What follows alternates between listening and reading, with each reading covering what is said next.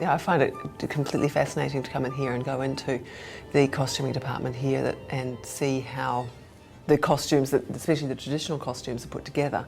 Yeah, it's completely different to apparel and to fashion, and really quite intoxicating. It really draws you in, and yet the amount of detail is fascinating.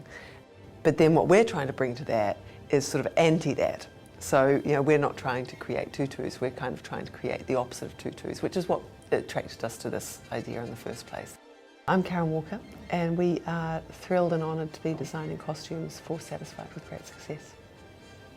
The very essence and the very root of the ideas come from this place of, in this period of time, you know, a period of time from, you know, the early 20th century, which crosses over really, really fundamental, important periods of art.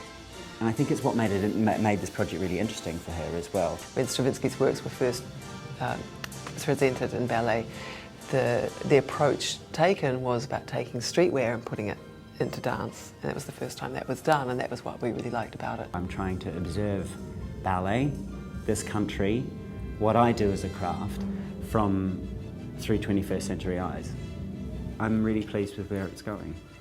Touch wood. When we first started talking to Cameron, we obviously looked at a lot of his work, and we saw that, you know, his work is not, music box, jewellery box ballerinas. It's very, very physical and very modern. And today, seeing the beginning stages of that choreography in person and with the first protos of the designs on them, you know, really got a sense that this is about, yeah, we really want our audience to be able to see the body and see the physicality and see the strength of the movement.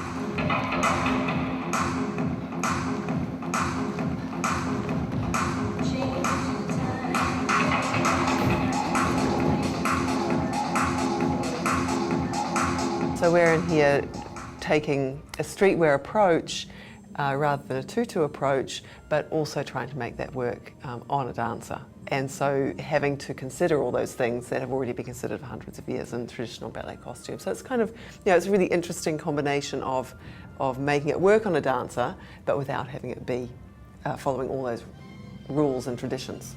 I was really inspired by this process, and I thought this is a wonderful opportunity to bring New Zealand collaborators together and to use that as a context for this program, which is a direct reference to Stravinsky himself and the world that he was a part of creating.